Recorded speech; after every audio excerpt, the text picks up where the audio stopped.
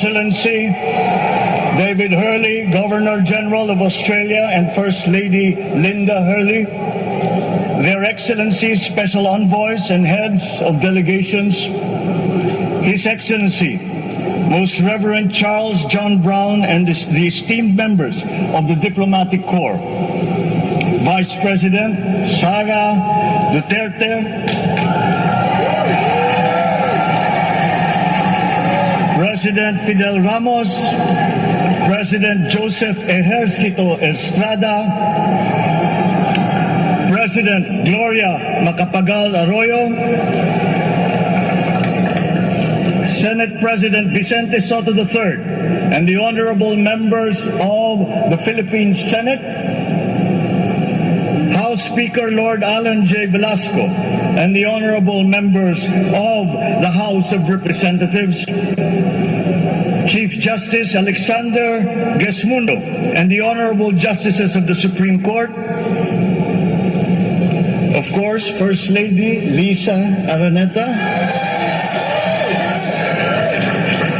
and my children, Alexander, Sandro, Simon, and Vincent. I cannot proceed without a special greeting, of course, to the former First Lady Imelda Romualdez Marcos.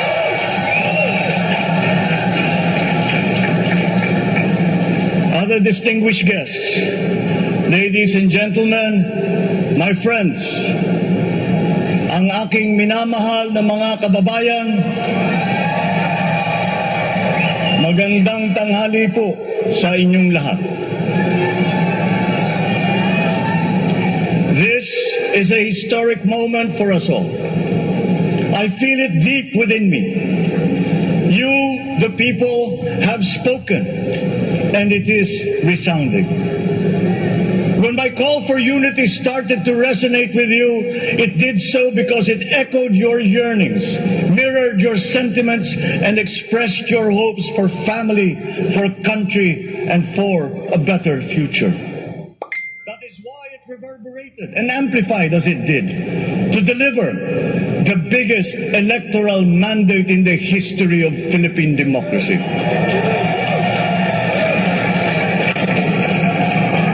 By your vote, you rejected the politics of division.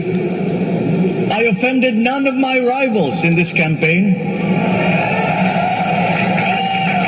I listened instead to what they were saying.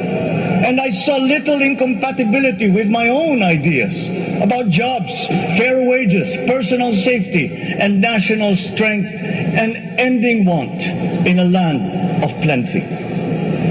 I believe that if we but focus on the work at hand and the work that will come to hand, we will go very far under my watch. Do you believe that too? At pinakinggan ko ang tinig ninyo na ang sinisigaw ay pagkakaisa, pagkakaisa, pagkakaisa. We will go farther together than against each other, pushing forward, not pulling each other back, out of fear, out of a misplaced sense of weakness. But we are the furthest from weak. The Filipino diaspora flourishes even in the most inhospitable climes, where they are valued for their quality. The changes we seek will benefit all and will shortchange no one. I was not the instrument of change. You were that. You made it happen. I am now. You picked me to be your servant, to enable changes to benefit all. I fully understand the gravity of the responsibility that you've put on my shoulders. I do not take it lightly, but I am ready for the task. I will need your help. I want to rely on it. But rest assured, I do not predicate success on the wide cooperation that's needed. I will get it done. I once knew a man who saw what little had been achieved since independence, in a land of people with the greatest potential for achievement, and yet they were poor. But he got it done, sometimes with the needed support, sometimes without. So will it be with his son. You will get no excuses from me.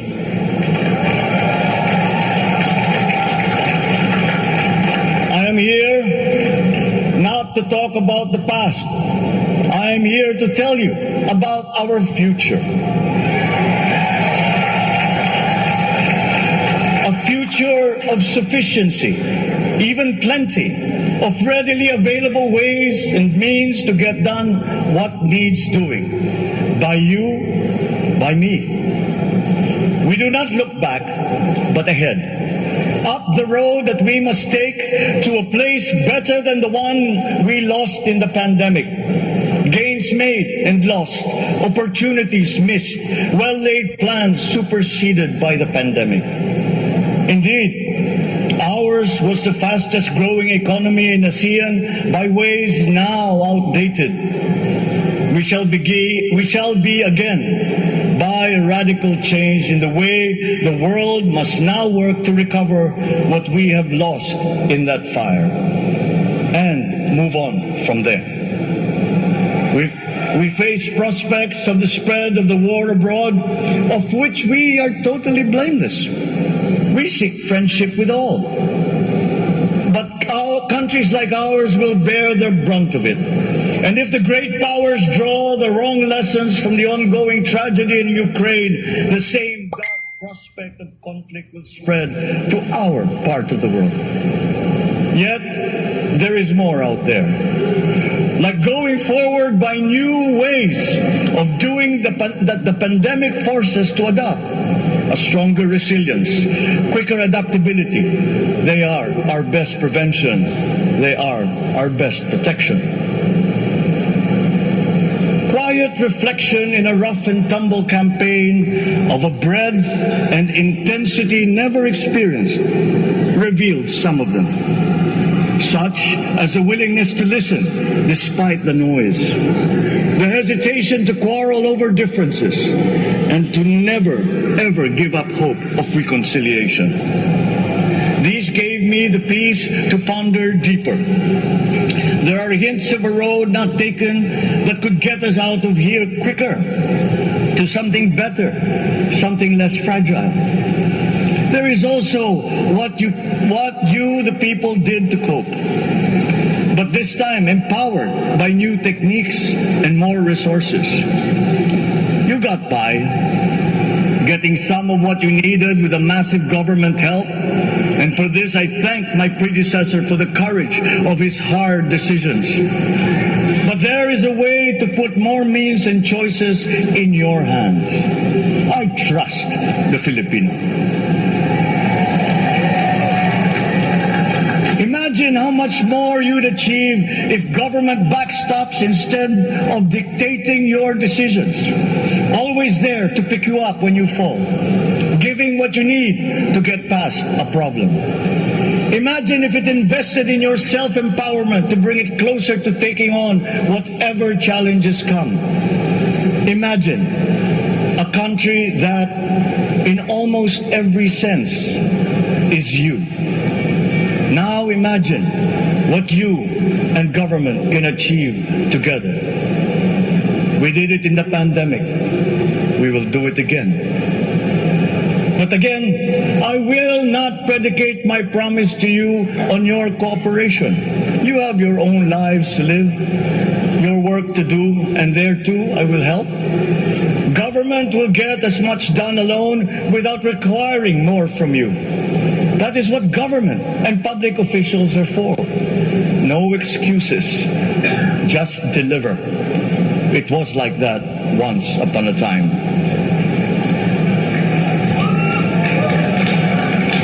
I did not talk much in this campaign. I did not bother to think of rebutting my rivals. Instead, I searched for promising approaches better than the usual solutions. I listened to you. I did not lecture you who has the biggest stake in our success. And the forthcoming State of the Nation will tell you exactly how we shall get this done. In this fresh chapter of our history, I extend my hand to all Filipinos. Come, let us put our shoulders to the wheel and give that wheel a faster turn to repair and to rebuild and to address challenges in new ways, to provide what all Filipinos need, to be all that we can. We are here to repair a house divided, to make it whole, and to stand strong again in the bayanihan way, expressive of our nature as Filipinos. We shall seek, not scorn, dialogue. Listen respectfully to contrary views. Be open to suggestions coming from hard thinking and unsparing judgment. But always from us, Filipinos. We can trust no one else when it comes to what is best for us. Past history has often proven that. Solutions from outside divided us. None deepened our understanding. They were always at our expense. Never forget, we are Filipinos. One nation, one republic, indivisible. We resisted and never failed to defeat foreign attempts to break up our country in my father's watch. His strongest critics have conceded that. So let us all be part of the solution that we choose. In that lies the power to get it done. Always be open to differing views, but ever united in our chosen goal. Never hesitating to change it, should it prove wanting. That is how agile, resilient republics are made. Our future we decide today. Yesterday cannot make that decision anymore, nor can tomorrow delay it. The sooner we start, the surer and quicker the prospect of achieving our future. These are troubling times. What's happening to others can happen to us, but it will not. We see what's happening. We are witness to how it is being stopped, and we have seen the glory that crowns struggle against all odds. Giving up is not an option. We've been through times of bitter division, but united, we came through to this when it shall begin again, but better. The campaigns I've run have taken me here where I stand today. I listened to you, and this is what I have heard. We all want peace in our land. You and your children want a good chance at a better life in a safer, more prosperous country. All that is within reach of a hard-working, warm, and giving race. Your dreams are mine. Pangarap nyo ay pangarap ko. How can we make them come true? How can we do it together? But I will take it as far as anyone with the same faith and commitment can, as if it depended entirely on himself. Sa pangarap na maging mapayapa ang ating bansa, ang pangarap nyo ay pangarap ko. Sa pangarap na maging maunlad ang ating bansa, ang pangarap nyo ay pangarap ko. At sa pangarap na maging mas masinang ang kinabukasan natin at ng ating mga anak, ang pangarap nyo ay pangarap ko. We are presently drawing up a comprehensive, all-inclusive plan for economic transformation. We will build back better by doing things in the light of the experiences that we have had, both good and bad. It doesn't matter. No looking back in anger or nostalgia. In the road ahead, the immediate months will be rough, but I will walk that road with you. The pandemic ravaged bigger economies than ours. The virus is not the only thing to blame. What had been well built was torn down. We will build it back better. The role of agriculture cries for the urgent attention that its neglect and misdirection now demands. Food self-sufficiency has been the key promise of every administration. None but one delivered. There were inherent defects in the old ways and in recent ways too. The trade policy of competitive advantage made the case that when it comes to food sufficiency, a country should not produce but import what other countries make more of and sell cheapest. Then came Ukraine. The most vulnerable when it comes to food are the countries furthest away from the conflict, those bearing no blame for provoking it. Yet they face the biggest risk of starvation. If financial aid is poured into them, though it never is, there is nothing to buy. Food is not just a trade commodity. Without it, people weaken and die. Societies come apart. It is more than a livelihood. It is an existential imperative and a moral one. An agriculture damaged and diminished by unfair competition will have a harder time, or will have no prospects at all of recovering. Food sufficiency must get the preferential treatment the richest free trade countries always gave their agricultural sectors. Their policy boils down to don't do as we do. Do what we tell you to. I'm giving that policy the most serious thought if it doesn't change or make more allowances for emergencies with long-term effects. There is a parallel problem in our energy supply.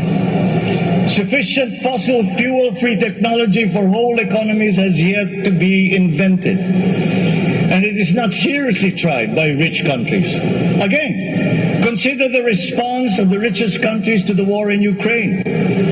But surely, a free world awash with oil can assure supplies. Or we will find a way. We are not far from oil and gas reserves that have already been developed. What we teach in our schools, the materials used must be rethought. I am not talking about history. I'm talking about the basics, the sciences, sharpening theoretical aptitude and imparting vocational skills, such as in the German example, alongside the national language with equal emphasis and facility in a global language, which we had and lost. Let us give OFWs all the advantages we can for them to survive and to thrive. Our teachers from elementary up are heroes fighting ignorance with poor paper weapons. We are condemning the future of our race to menial occupations abroad. Then they are exploited by traffickers. Once we had an education system that prepared coming generations for more and better jobs. There is hope for a comeback. Vice President and soon-to-be Secretary of Education, Sara Duterte Carpio, will fit that mission to a T.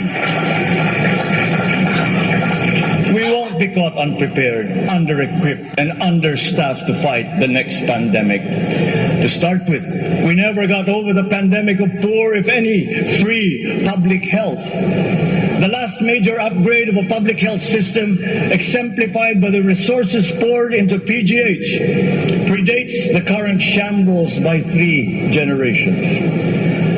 Our nurses are the best in the world. They acquitted themselves with the highest distinction abroad, having suffered even the highest casualties. With the same exemplary dedication at home, they just got by. They are out there because we cannot pay them for the same risk and workload that we have back here. There will be changes starting tomorrow. I am confident because I have an OPLEC in my cabinet. There were are shortcomings in the COVID response. We will fix them out in the open. No more secrets in public health. Remember, I speak from experience. I was among the first to get COVID. It was not a walk in the park. My father built more and better roads, produced more rice than all administrations before his. President Rodrigo Roa Duterte built more and better than all the administrations succeeding my father's. Much has been built, and so well, that the economic dogma of dispersing industry to develop the least likely places has been upturned. Development was brought to them. Investors are now setting up industries along the promising routes built. And yet, the potential of this country is not exhausted. Following these giant steps, we will continue to build. I will complete on schedule the projects that have been started. I'm not interested in taking credit. I want to build on success that's already happening. We will be presenting the public with a comprehensive infrastructure plan. 6 years could be just about enough time. No part of our country will be neglected. Progress will be made wherever there are Filipinos, so no investment is wasted. The recovery of Philippine tourism with its emphasis on accessing nature's beauty, I am sure will exceed expectations. And bigger is not always better, but there's something to be said for economies of scale. And yet the country invites investments in fast-rising industries with quick returns and inflicts irreparable damage for future generations. We have yet to see large-scale practical solutions to pollution, though some are beginning to emerge. But there are tried and proven new ways of mitigation. Blades have been turning over the sand dunes of Ilocos Norte, harnessing a power all around, but unseen, long before this day. I built them. The rich world talks a great deal, but does a lot less about it than those with much less, but who suffer more death and destruction from climate change and lack of adaptation.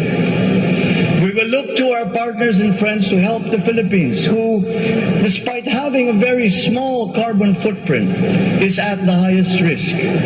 First, spare victims, then help them recover, and move on to lessen the harmful impact of climate change. We too have our part to play. We are the third biggest plastics polluter in the world. But we won't shirk from that responsibility. We will clean up. You will not be disappointed, so do not be afraid. With every difficult decision that I must make, I will keep foremost in my heart and in my mind the debt of gratitude I owe you for the honor and responsibility that you have conferred on me. Whatever is in a person to make changes for the better of others, I lay before you now in my commitment. I will try to spare you. You have your other responsibilities to carry. But I will not spare myself from shedding the last bead of sweat or giving the last ounce of courage and sacrifice. And if you ask me why I am so confident of the future, I will answer you simply that I have 110 million reasons to start with. Such is my faith in the Filipino.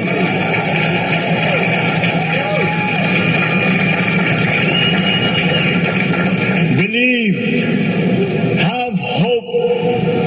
The sun also rises like it did today and as it will tomorrow. And as surely as that, we will achieve the country all Filipinos deserve. God bless the Philippines. God bless our work.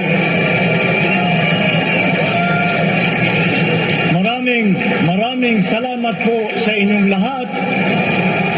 Mabuhay ang Pilipinas. Magandang tanghali po.